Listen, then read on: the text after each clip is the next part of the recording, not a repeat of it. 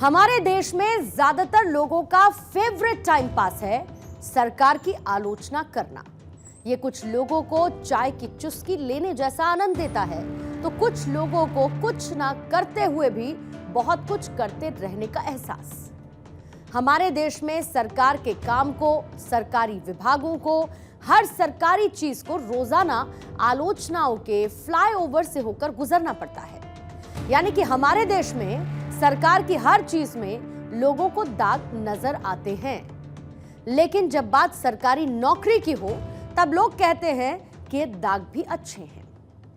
दरअसल job security के washing powder से सरकारी आलोचनाओं वाले सारे दाग धब्बे मिट जाते हैं। लेकिन यहां पर सवाल तो यह है कि सरकारी दीवारों से मुंह मोड़ लेने वाले हर एक शख्स को अगर दीवार के अंदर ले लिया गया तो दीवार के उस पार बचेगा कौन?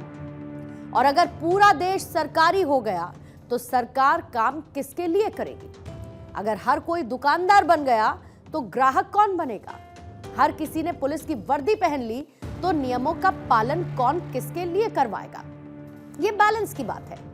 2500 टन की क्षमता वाले पुल पर 2.5 लाख ट्रक एक साथ खड़े कर दिए जाए तो पुल हंसेगा नहीं, बल्कि पुल धंसेगा। ठीक इसी तरीके से सरकारी नौकरियों को लेकर सियासत की तरफ से दी गई लॉलीपॉप हमेशा लॉलीपॉप की तरह ही रही है, लेकिन बदलते वक्त में हालात बदले, जज्बात बदले तो सियासत भी बदल गई।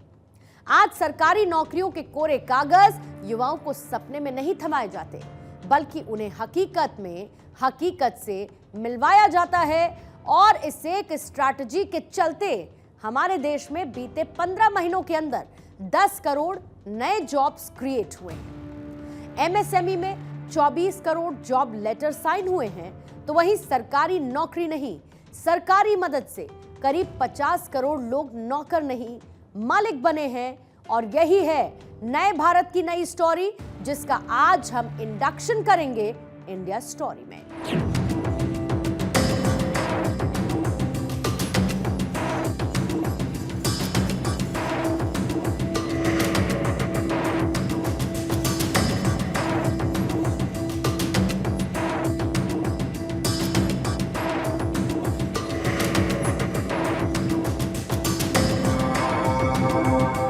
सूक्ष्म, लघु और मध्यम उद्यम भारत की विकास यात्रा का बहुत बड़ा आधार है।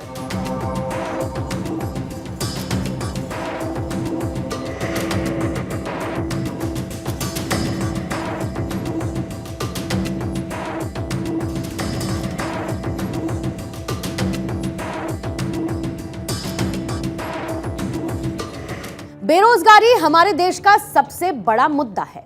यह मुद्दा हर सरकार में विपक्ष के लिए सबसे ज्यादा फायदे का मुद्दा रहा है, क्योंकि हमारे देश में रोजगार को नापने के लिए उस मशीन का इस्तेमाल किया जाता है जो सिर्फ और सिर्फ सरकारी नौकरियों को डिटेक्ट कर पाती है और बाकी सभी को रिजेक्ट कर देती है, यानी कि उन्हें बेरोजगार मान लेती है। लेकिन यहां पर एक सच है जो आपसे लगातार छिपाया जा रहा है, यानी कि जो आंकड़े आपको बताए जाते हैं वो सच नहीं, और इन डिजाइन्ड आंकड़ों में और असली आंकड़ों में बहुत बड़ा फर्क है। आज हम आपको नौकरी की सही परिभाषा बताते हैं। भारत में माइक्रो, स्मॉल और मीडियम बिजनेस, जिसे आम भाषा में हम एमएसएमई कहते हैं, इस सेक्टर में रोजगार में एक नया रिकॉर्ड बनाया है, जहां पर एमएसएमई जॉब्स ने 23 करोड़ के आंकड़े को पार कर लिया है। एमएसएमई मंत्रालय ने ऑफिशियल आंकड़े जारी करते हुए यह बताया है कि उद्यम पोर्टल पर रजिस्टर्ड 5.49 करोड़ एमएसएमईज ने नवंबर 2024 तक 23.14 करोड़ जॉब्स को जनरेट किया है। वहीं बीते साल अगस्त में 2.33 करोड़ एमएसएमईज ने 13.15 करोड़ जॉब्स को जनरेट किया। एमएसएमई के आंकड़ों से पता चला है कि केवल 15 महीनों में 10 करोड़ नई नौकरियां जनरेट की गई हैं। रजिस्टर्ड एमएसएमई की संख्या पिछले साल अगस्त में 2.33 करोड़ से बढ़कर अब 5.49 करोड़ हो गई है। और इस टाइमलाइन में इस बिजनेस से जनरेटेड नौकरियों की संख्या 13.15 करोड़ से बढ़कर 23.1 14 करोड़ हो चुकी है। यानी कि टोटल एम्प्लॉयमेंट में उद्यम सर्टिफिकेट से सरकार के साथ रजिस्टर्ड 2.38 करोड़ इनफॉर्मल यूनिट ने 2.84 करोड़ को नौकरियों को जनरेट किया है। इसके अलावा इसमें 5.23 करोड़ विमेन एम्प्लॉयमेंट भी शामिल है और कुल रजिस्टर्ड यूनिट में से 5.41 करोड़ माइक्रो एंटरप्राइज है और स्मॉल एंटरप्राइजेस 7.27 लाख और मीडियम एंटरप्राइजेस 68,682 है। अब इस गुड न्यूज में सरकार के इनपुट को भी आप समझिए, जहां पर मोदी सरकार ने बजट में एमएसएमईज को सबसे ज्यादा प्रायोरिटी पे रखा और ऐसा इसीलिए किया गया क्योंकि इस सेक्टर में सबसे ज्यादा रोजगार जनरेट करने की कैपेसिटी है। यूनियन बजट 2024-25 में एमएसएमई मंत्रालय को 22,137.95 करोड़ रुपए अलॉट किए गए, जो कि पिछले फाइनेंशियल ईयर की तुलना में 41.6% ज्यादा है। The scheme will operate on pooling of credit risks of such MSMEs. A separately constituted self-financing guarantee fund will provide to each applicant guarantee cover up to 100 crore rupees, while the loan amount may be larger. The borrower will have to provide an upfront guarantee fee and an annual guarantee fee on the reducing loan balance. अब आप ये भी देखिए कि MSME को support करने के लिए बजट में कई इनिशिएटिव्स को शामिल किया गया था। सरकार लोगों को अपना बिजनेस शुरू करने के लिए सपोर्ट करती है, उन्हें बहुत ही मिनिमल दर पर लोन भी प्रोवाइड किया जाता है और बहुत सारी ऐसी स्कीम्स हैं जिसमें बिना किसी कोलैटरल या फिर थर्ड पार्टी गारंटी के आप लोन लेकर अपने बिजनेस को शुरू कर सकते हैं। मतलब इसे आप ऐसे समझिए कि भारत सरकार ने उस जगह पर दबाव नहीं डाला जहां पर पहले से एक्सट्रीम प्रेशर है, बल्कि मोदी सरकार ने एक दूसरा रास्ता तलाशा जो सिर्फ एक व्यक्ति को जॉब की गारंटी नहीं देता, बल्कि जॉब्स का म्यूटेशन करता है, उनको मल्टीप्लाई करता है। इसे आप बीते मई के महीने में जारी स्कॉच ग्रुप की एक रिपोर्ट से समझ सकते हैं। ये रिपोर्ट क्या बताती है? ये बताती है कि मोदी सरकार के कार्यकाल में यानी कि कुल मिलाकर 10 सालों में 51 करोड़ 40 लाख रोजगार पैदा हुए। हर साल on an average 5 crore 14 lakh रोजगार पैदा किए गए। बहुत मुमकिन है कि इन आंकड़ों को सुनने के बाद आप ईयरबड से अपने कान को साफ करने लगे, लेकिन हकीकत यही है। हमारे देश में बहुत सारे लोग रोजगार को एक नौकरी तक सीमित मान लेते हैं। बहुत सारे लोग सरकारी नौकरी को ही रोजगार समझते हैं, लेकिन रोजगार का मतलब सिर्फ सरकारी या फिर प्राइवेट नौकरी से नहीं होता है। नौकरी के अलावा अगर कोई व्यक्ति सेल्फ एम्प्लॉयड है यानी कि स्वरोजगार के जरिए अपनी इनकम को जनरेट करता है, सरकार से लोन लेकर अपना कोई काम शुरू करता है, यानी कि दुकान खोलता है या फिर छोटा बिजनेस शुरू करता है। हमारे देश में जो एक्सप्रेसवे बन रहे हैं, स्कूल बन रहे हैं, सड़कें बन रही हैं, हाईवे बन रहे हैं, मकान बन रहे हैं, फैक्ट्रीज खुल रही हैं, शौचालय बन रहे हैं। और अगर कोई भी व्यक्ति ऐसे किसी निर्माण कार्य में काम करके पैसा कमाता है तो इसे भी रोजगार माना जाएगा। और रोजगार की ये परिभाषा भारत सरकार की नहीं है, यानी ये कोई मोदी सरकार की रोजगार को लेकर दी गई डेफिनेशन नहीं है, बल्कि दुनिया के 180 देशों से ज्यादा देशों में रोजगार को इसी तरीके से डिफाइन किया जाता है, यानी कि परिभाषित किया जाता है।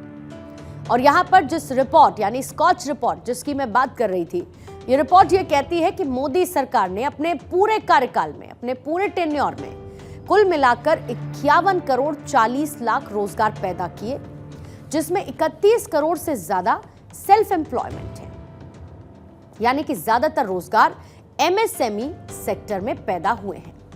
और ये कैसे जनरेट किए गए ये भी आप समझ लीजिए। साल 2015 में मोदी सरकार ने प्रधानमंत्री मुद्रा योजना की शुरुआत की।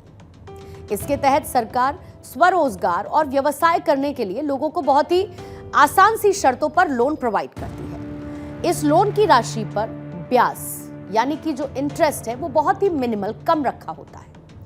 मोदी सरकार ने इस योजना के तहत लोगों को जो लोन दिया, उससे साल 2015 से लेकर 2024 के बीच कुल मिलाकर 31 करोड़ 61 लाख लोगों को रोजगार मिला है।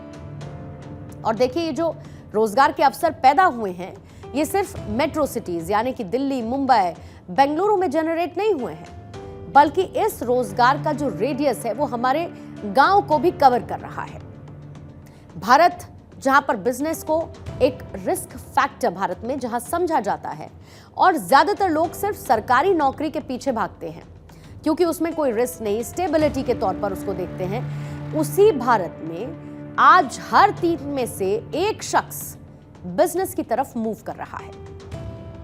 अब तक 41 करोड़ भारतीय अपना खुद का काम शुरू करने के लिए सरकार से सहायता ले चुके हैं, यानी कि मुद्रा लोन ले चुके हैं। अब आप सोचिए कि ये लोग जब अपना खुद का काम शुरू करते हैं तो ये सिर्फ खुद रोजगार नहीं पाते, बल्कि कई लोगों को रोजगार देने के लिए एलिजिबल भी हो जाते हैं। और यही वो जॉब्स का म्यूटेशन है जिसके बारे में हम बात कर रहे थे।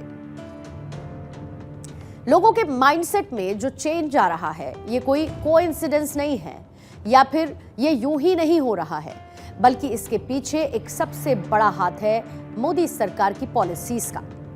और ये पॉलिसीज उस चीट कोड की तरह है जिसको इसके बारे में पता है।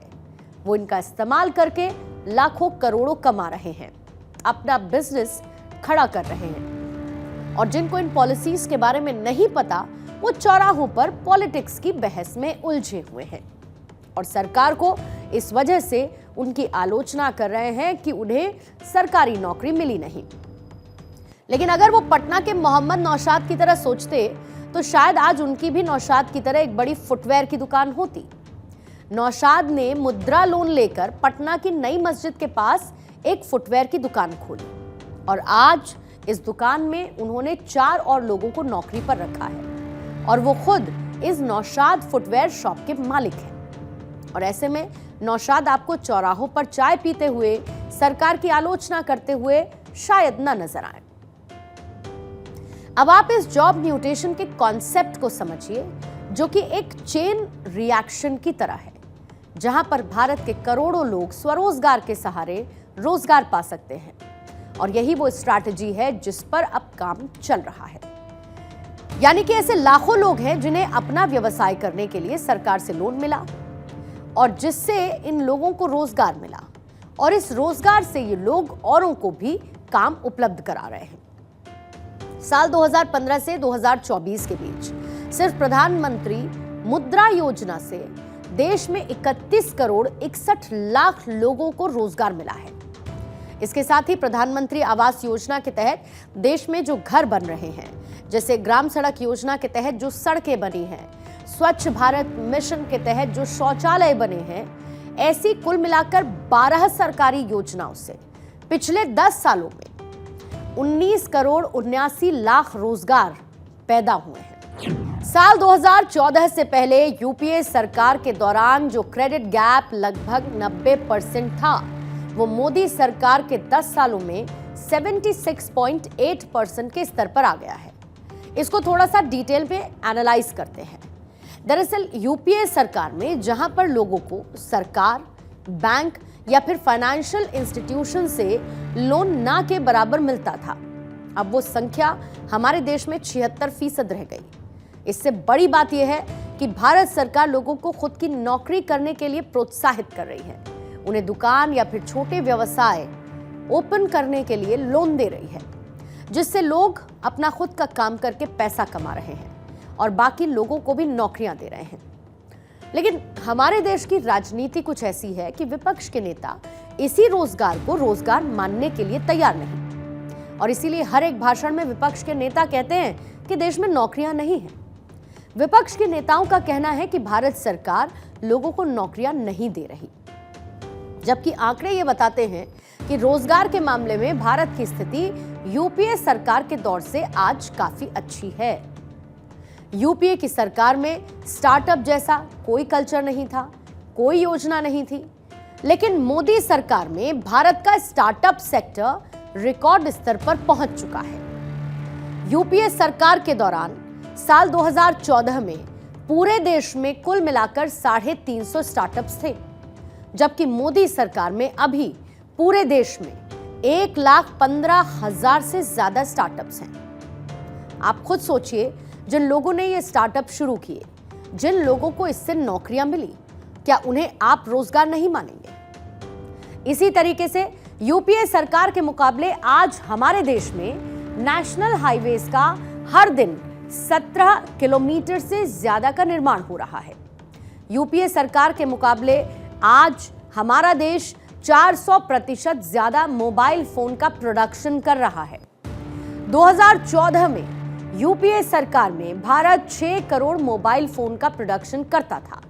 आज भारत हर साल 30 करोड़ मोबाइल फोन का प्रोडक्शन कर रहा है। अब आप सोचिए कि इतने सारे मोबाइल फोन्स जो कि बन रहे हैं, इतनी सारी ये जो सड़कें बन रही हैं, हाईवेज बन रहे हैं, एयरपोर्ट बन रहे हैं, इसमें पहले से ज्यादा लोग काम भी कर रहे होंगे, क्योंकि तभी तो ये निर्माण एक डेडलाइन के साथ पूरा हो पा रहा है। जो लोग यहां पर काम कर रहे हैं, क्या उन्हें रोजगार नहीं माना जाएगा? सच्चाई दरअसल ये है कि कांग्रेस पार्टी ने मनरेगा योजना के तहत जो दिहाड़ी मजदूरी करने वाले लोग हैं, उन्हीं को रोजगार माना। आपको याद होगा, कांग्रेस ने मनरेगा शुरू की थी और मनरेगा के तहत जिन लोगों को रोजगार मिलता था, उन्हें वो नौकरी मानती थी, रोजगार मानती थी। लेकिन आज जब कोई अपनी दुकान खोलता है, अपना बिजनेस स्टार्ट करता है, ब्यूटी पार्लर ओपन करता है, या फिर कोई गरीब अपनी छोटी सी दुकान में समोसे बनाता है, पकोड़े बनाता है, तो उसे कांग्रेस आज रोजगार नहीं मानती। वो ये कहती है कि ये तो बेरोजगारी है, क्योंकि इनके पास कोई सरकारी नौकरी नहीं।